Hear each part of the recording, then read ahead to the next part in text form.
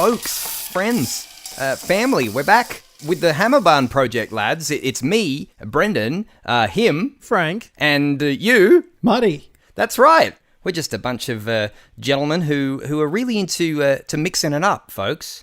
And I'll tell you what I mean.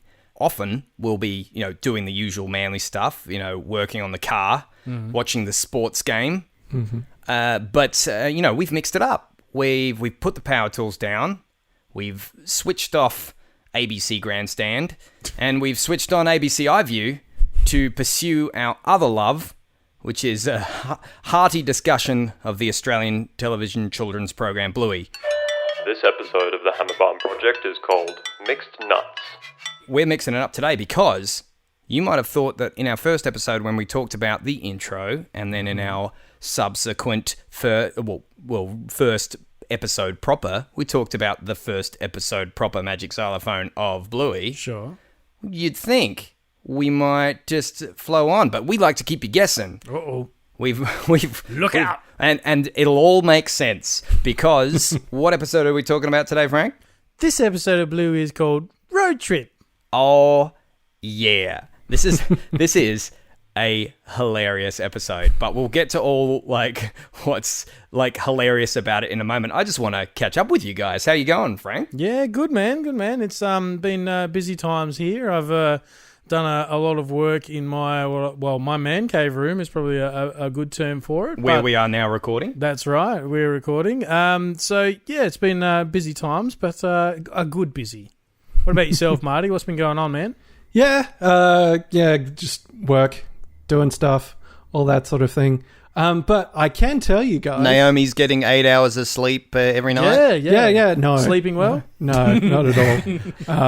It's getting better, honestly. So the boys are referring to my baby girl who does not like sleeping at night time. Yep, and I was making a hilarious joke, but I ended up cutting you off. So what did you say? You can tell us. But what I can tell you guys is we've got to set up a live podcast in a month or two when I'll be in Adelaide. So we'll be able to do one together. Oh, now it's happening. It's happening. Did he tell you this? No. Okay, little peek behind the curtain here. This is magic as it's happening, folks, because we did not know this. Yeah. So, Marty, what's bringing you over? Oh, well, we'll come over for Naomi's first birthday. Spend time with her. Fantastic. So, yeah, we'll be here for a week. We'll be in Adelaide for a week, so we'll catch up with you guys then. Whoa, I think that means we have to do an extra special episode of the Hammerbarn Project. Yeah. And I might have just given it away. Maybe not. Depends on how clever you are. Okay. I think I'm going to be picking up what you're putting down. That is fantastic news, and I will freak out about that after the podcast. But do we want to get into it? Do we want to have a little bit of a recap? I'm just going to say that name quickly. Recap. We're going to move on. That's the name of the segment forever. We really need to find a better name for that. Well, Martin, do you have a little bit of a bare bones rundown of what goes on in this episode? Yeah. So I think really what this episode is about, it's a commentary about the looming nature of old age, seen from Bandit's viewpoint and symbolized by the grey-nomads in this road trip sort of thing. It's an existential crisis story, really, where Bandit's dealing with this memento mori sort of thing coming after him as he tries to achieve something in his life, and Bluey really just trying to figure out what her life is all about, how to deal with boredom.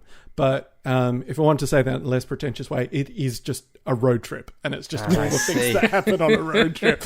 One of the kids gets bored, and the dad's desperate to make things happen, and they just don't happen. So that's basically it. I did not truly understand it until this day. Or as I like to refer to this episode, the one that resonates with Frank really, really hard. Yeah. I think this is one of those episodes that's really evocative, because I think everybody's had one of those road trips. Yeah.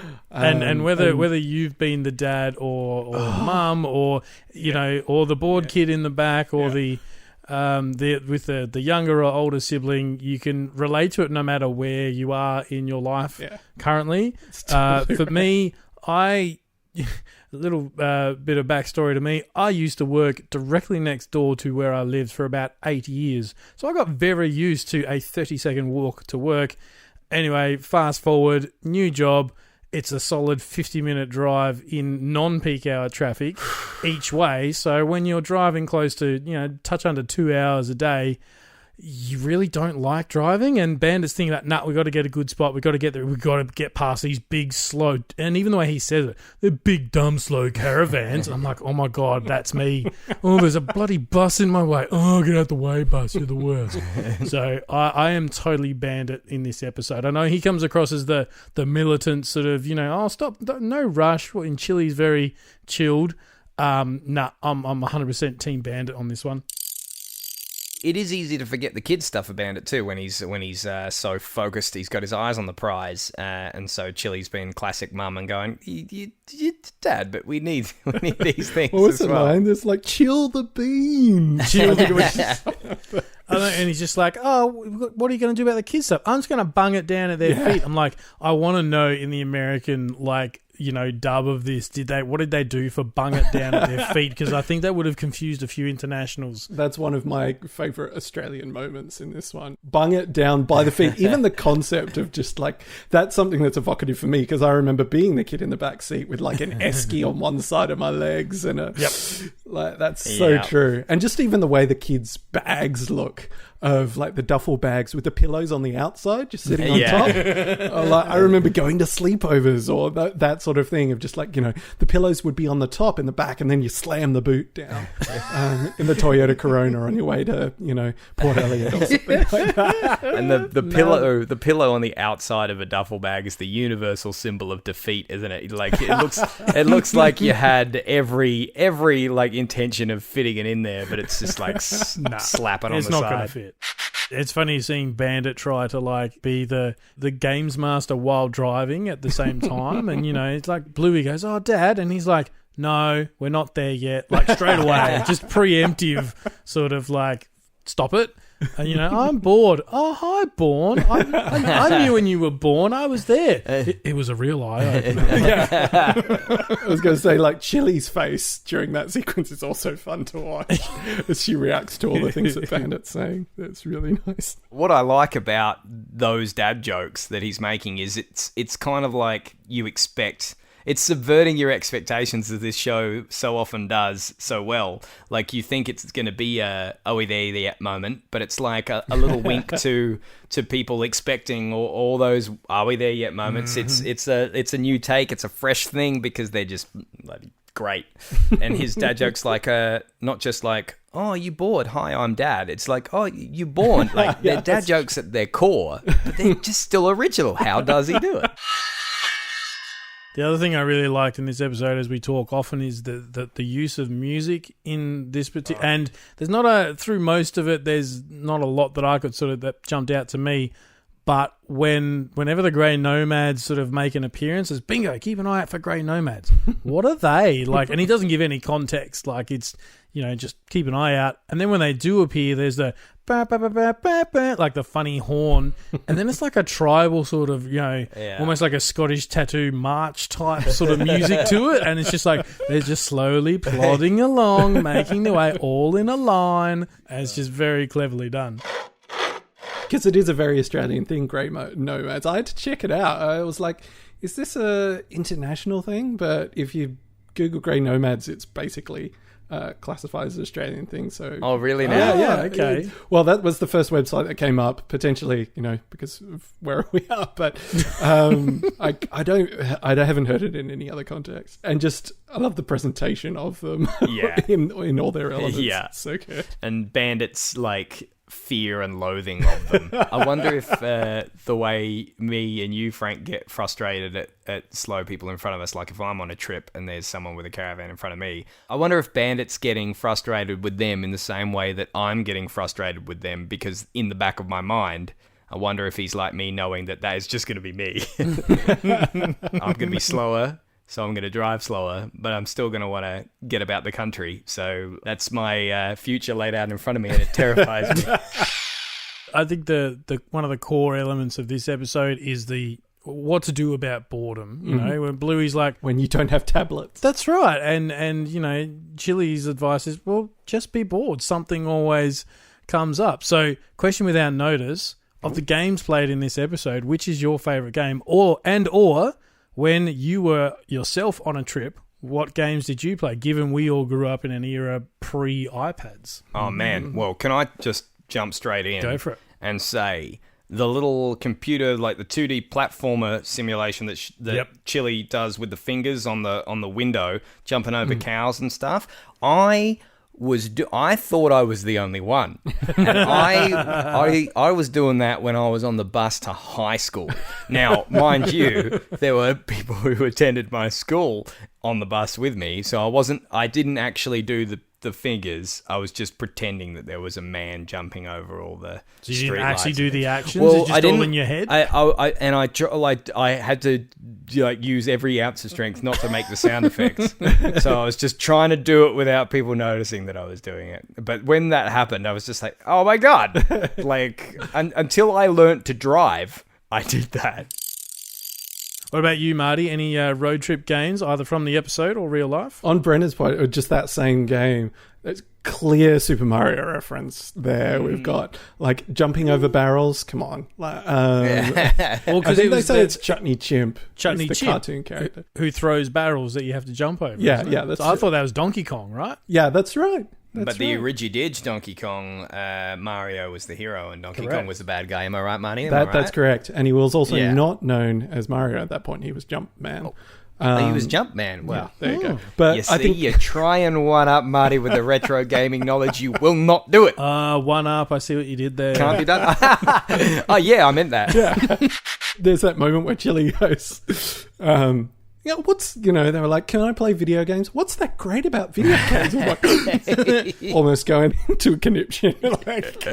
Well, Marty just hurls the remote at the TV. What's so great about video games? Yeah, a little bit of a peek behind the curtain where like Marty is in Sydney and we're in Adelaide and we're watching him on a Zoom screen and the whole thing just shook Marty, like even As he thumped his fists. even recalling the memory, the desk shook and I thought we were going to lose connection.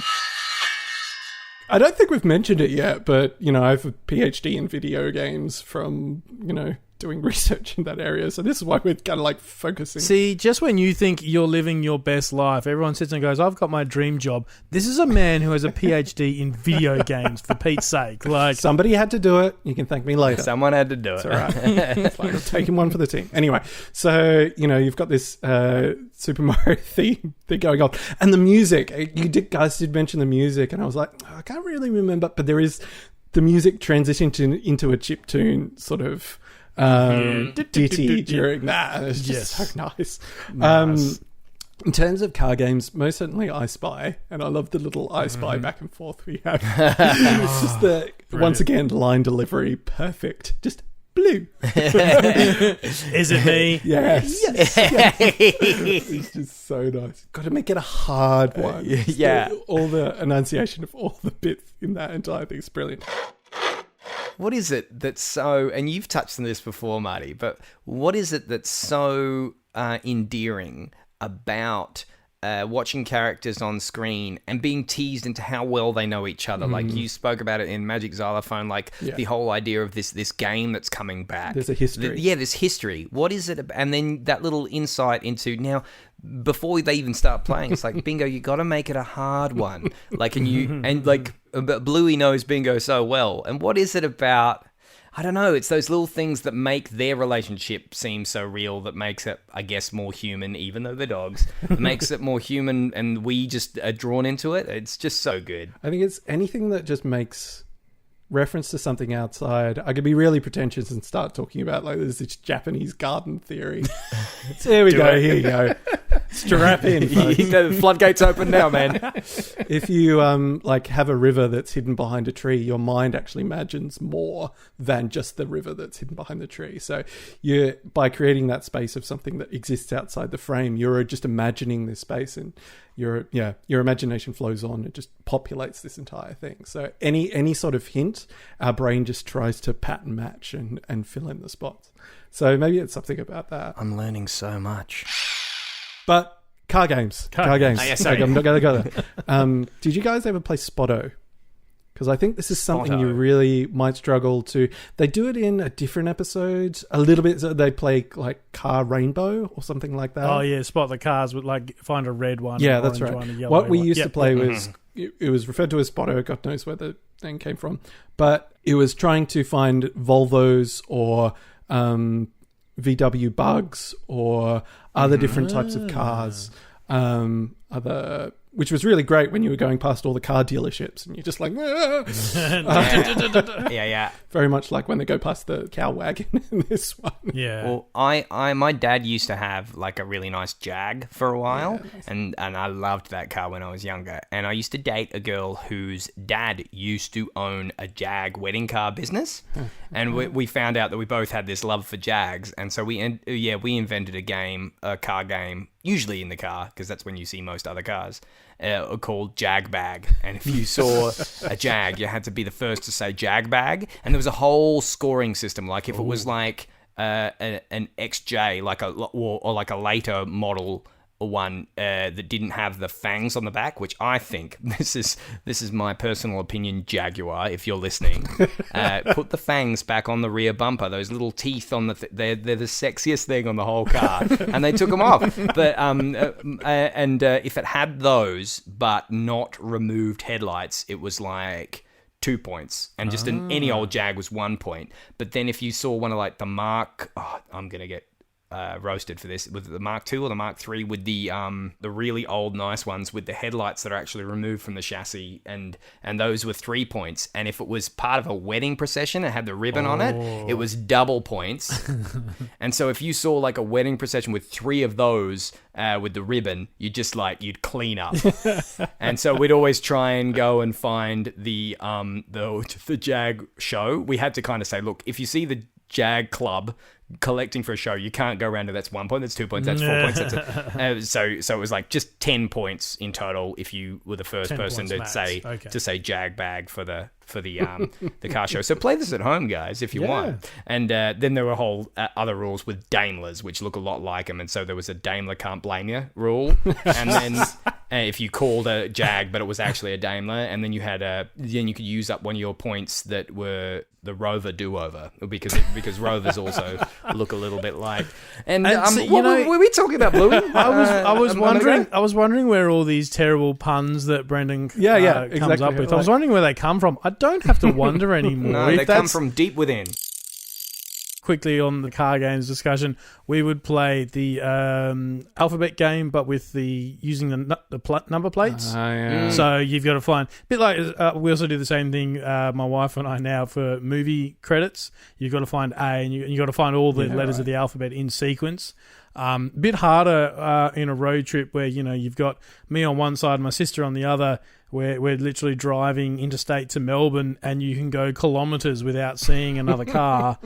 And then if one zips by 100 k's going in the opposite direction, this tiny little number plate. and she goes, "Oh, that was a D," and I'm like, "Well, I didn't see it, so prove it to me." Like, the onus of proof is on you, man.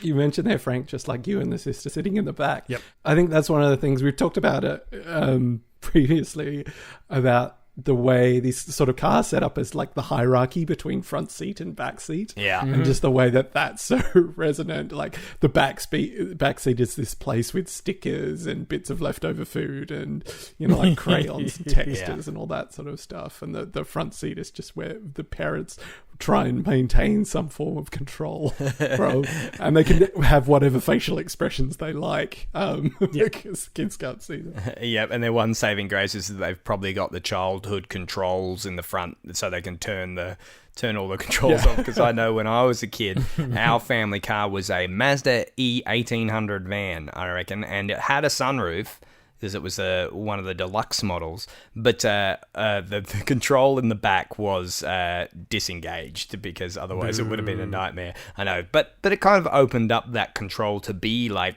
at least some kind of spaceship control, because it didn't do anything, so we could imagine it would do whatever we wanted. And the cool thing about that car is it had the because I'm one of 7 kids, but at the time there would have only been 6 of us when we had that car. Oh, Aaron might have been born, but we sold it soon after that.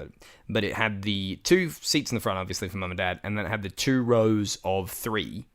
But the front row of the back 2 rows could spin around 180 degrees and face backwards. Okay. Yeah, I don't even know if that's legal anymore. but that was super cool because you could face and we could play games with each other, and then it's one of those things like rearranging is always fun because if it was facing back, it was cool because we could play with each other. But then when it turned around after a few months, we're like, oh yeah, this again, and it like freshened up the feng shui of a room. Marty, I know you're a big fan of the stickers that they've got in the back of that car. Love it. It's so 80s. Just that sort of 80s tone to it. But I think you were saying as well, did you mention it just then? Like, that control became like the rocket ship control or whatever story. Yeah, man. I think that links back into the episode really as they ultimately find the flip down side thing. Yeah. And, Now, can I jump in here? Because you mentioned about this.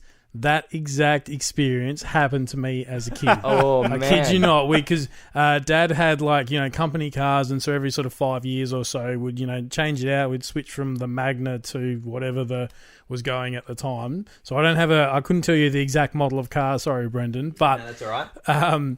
same thing. We're on a road trip. We've played all the games. There were no iPads back in 1980 something, and I remember looking around and going, there's a little tab there. What does that do? Pulled it down and it was a table. Only this one had like the 2 cup holders in it. Nice. And me and my sister looked at each other. We're just like, nice. How long has that been there? Yeah, exactly. So when this happened on the episode, I'm just like rapidly tapping my wife on the arm going, that happened. And she's like, what are you talking about? For real life? Real life. The Mazda had those as well, and they were soft.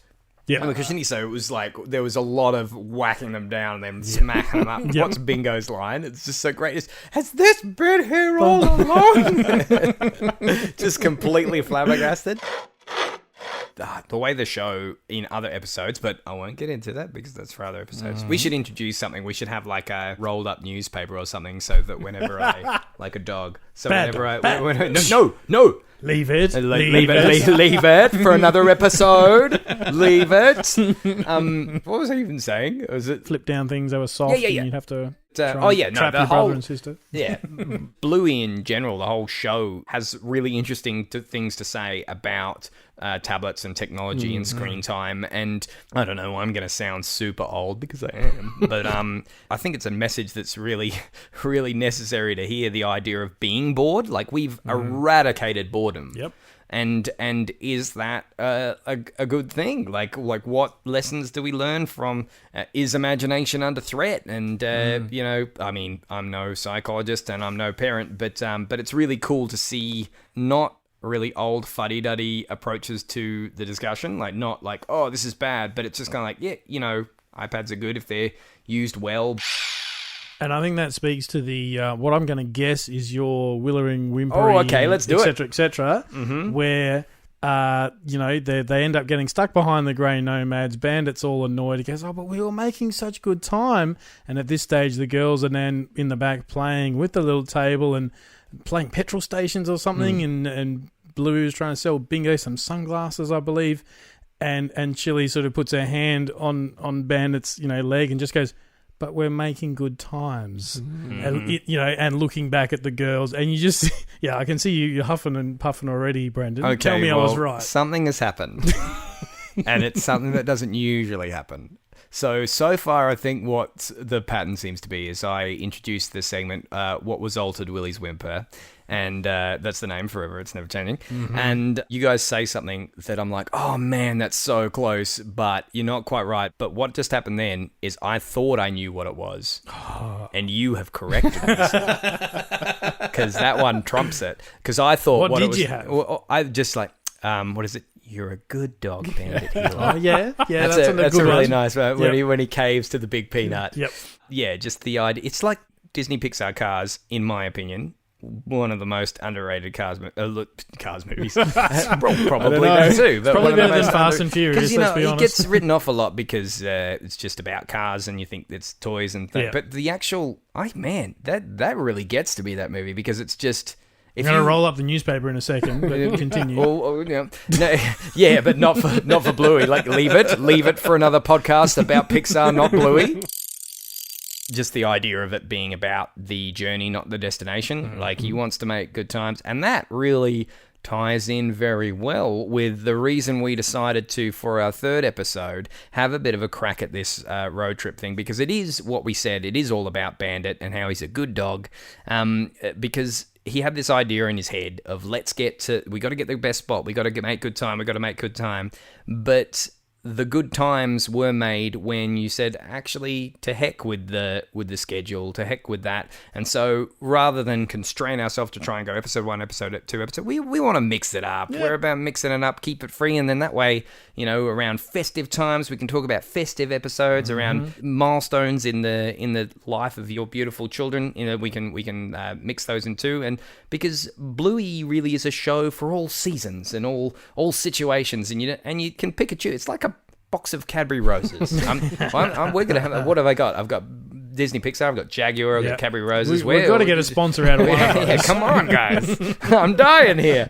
And you're right. Like, I think it's also, Bluey's not one of these shows that is serialized. Basically, you can pick any episode and everything makes sense in context. Now, there might be some very subtle throwbacks to other episodes. This road trip doesn't feature any of that, to my knowledge, but you don't have to watch it in order, and so why should we have to talk about them in order? We're just going to do whatever we want, essentially. Yeah, and that's how I was presented to the show, because like my only real access to the show in the beginning was just ABC iView, and they certainly just kind of take ones on, put ones up. It's very higgledy-piggledy the way that these are actually available. So we thought we'd make it a mixed bag and mix it up, because that's what we do. I found my Australian things. Oh. Yeah. The guy with the lollipop sign. Council worker. Oh, now. Council worker. No. Okay, I'm going to hold that thought, because you keep going, Marty. I didn't have much more on that. Just like how perfect it is. Especially, he's in the closing credits, and you just get that little, the radio, the sweep sound, and then just that is so funny. Because look, it's just so classic. You're going to have to hold me back from going on another rant here, because holy dooly. Is it about cars? No. Or... Well, yeah. Sort of. Like, I try never to criticize other people's occupations if I know nothing about it. Like, I've worked in retail, so I feel like I can talk about good retail service and bad retail service. And I've worked in a kitchen, so I know when a dish is clean and when I can say this dish is not clean. Like, if I go in and someone is, I'm trying to get my passport done, and this person, like, I've tried to go in there, even though I'm frustrated, this person might have seen other stuff that day. I don't know. I think it's not a really good practice to assume you know someone's job better than they do. But traffic controllers, I am talking to you. I know for a fact I can do your job better than you. I've never worked a day in traffic control in my life, but maybe I will have to come back to this at another time when it feels right. But I'm just going to get angry at this, because it's a road, for crying out loud. It's unsafe. You are the one stopping. Like, there are rules that everybody sticks to, and we know them, and we get tested on them with our license, and we have to pay, and it's a privilege, not a right, to be on these roads. And you just come in and do whatever. You need to take it as seriously as they take the licensing system, for crying out loud. And anyway, but that guy in the ending credits, like, is it softens the blow a little bit, because he's obviously a traffic controller, but he's got his little radio, and he's just like looking down, and it's something to behold. Other Australian moment. Yeah, sorry. Yeah. Is the big things. Obviously, the big peanut. Why are we going to the big peanut? There's no question about it. Here's my unsolicited question. What big things have you been to? Oh, that's a good one. That's a good one. Definitely been to the big koala, the giant koala. Yep, that's that's like near the Grampians, isn't it? That's in between. On the way to Melbourne, basically. So anyone who's in the car listening to this podcast right now, you'll know which side of the road to be. You have to turn around and go back now. Take a selfie at the giant koala and send it to us. Yeah, if you're heading to Melbourne and it's on your left, dude, you got it wrong. Whoops. You're going the wrong way. Big rocking horse, obviously. Adelaide Hills represent. Yeah, Gamaraka. I've been to the Big Lobster, Yes, me too. which is down south. Yep. I think that might be about it for me. I don't think I've been to many other big things. It seems like there's a bunch up the East Coast and especially in Queensland, which makes sense considering Bluey is made in Queensland. Yeah. Like the pineapple and the banana and the other sorts of things. I did have a look at a couple of maps and they had some interesting stuff classified as big things. But Yeah. obviously, Well, I was going to wonder, is the Big Peanut a direct reference, or that's just one that they've made up for the show? it's amazing, isn't it? I love the like the visitor centre. You get this very modern looking visitor centre next to the Big Peanut. And the Big Peanut, actually, another Australian thing is the Big Peanut's wearing the Cobra hat with the cork dangles. The corks, yep. So, yeah, for anyone, any international, that's to keep the flies away. So you have the dangly things to stop the flies from coming in. Even upon rewatching, this episode just cracks me up so much. This might be one of my... I was watching another episode today that I think has the funniest moment in that. We'll know that when we get to it because, you know, I can see Frank rolling up the newspaper right now. But the two bits that cracked me up more than anything in this episode were when they're at the Big Peanut and the grey nomad nanny just like just leans in and just goes, "It's a pretty big peanut, isn't it?" I don't know. That's funny. I think for me, like in terms of the highlight character of this episode, I mean, it's easy for me to say Bandit because that's the one I associate with, but I just think everything that Bingo does in this episode is golden. I mean, there's the I Spy game, and the way she arcs her eyes from looking directly away from Bluey, color of full 180 arch. Blue. Wonderful. And just, I think the roadworks are finally finished and Bandit's like, all right, let's get going. I need a wee, Dad. And he's like, "Arr." The second of my absolute favourite hilarious parts of this is just Bingo's little wave as Bandit has finally lost the fight. And the slow motion. And then it's a really like serene music. And they're like they start waving, and you can see Bingo's having a bush wee, and just like starts waving. Hello, grey nomad. and then it cuts to the car, Bandit's and face. Bluey's waving, and Bandit's like He's got this forced smile. He's like, I hate you. And then for me, just the button on that with him hitting the horn with his head, and then this super quick cut. It's just like, they could have had the classic thing. The classic thing just would have been the, but like, gunk, and then cut to the next shot. Because just before that, doesn't he flip the sign around to stop again or something? I think I'm not sure. I think it's just like they all go past. And then Bingo says, "I'm done now." I'm done now. And the stop for petrol is so. Like, oh no, they don't stop for petrol. They stop to wipe the muck off. Yeah, they got spat off. This is not an official stop. Ooh, sunglasses. And it's like, ooh, what does Bluey say? There's like 3 things in a row. It's really rapid. I can't remember. Oh, car ride, and then like free things or something.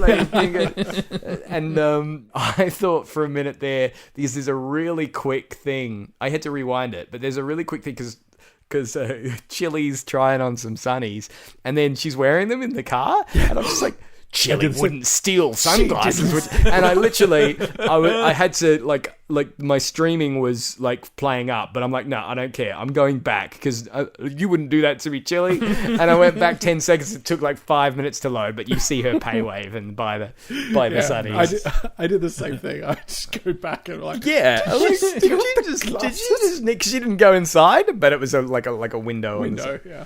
Yeah, we're okay. We're okay, everyone. We're okay. Chili is not a criminal. Probably the final thing I got to say on this episode is right at the end when the grey nomad hands over the sticker, and you hear Chili go, "Oh, Bingo, that's great. Maybe you could start a collection." Now I'm calling it now. That is going to come back around in season 3. There'll be something, and it'll probably be very quick. But Bingo will have a sticker book where she started a sticker collection. Now, as a kid who did that, I may cry at that point. Oh, nice. Putting it out there. I've got so many things to add, but I can't because like we'll just be here forever. We should all go on a road trip together, guys. Let's do that. But until then, folks, you know where to catch us. Thank you for joining us. We will be where we always are, aisle 300 at Hammerbarn, left at the face grass. The face grass? Well, your face grass. It's a new breed. If you're facing the grass, it's left. If you see a flamingo, you have gone too far.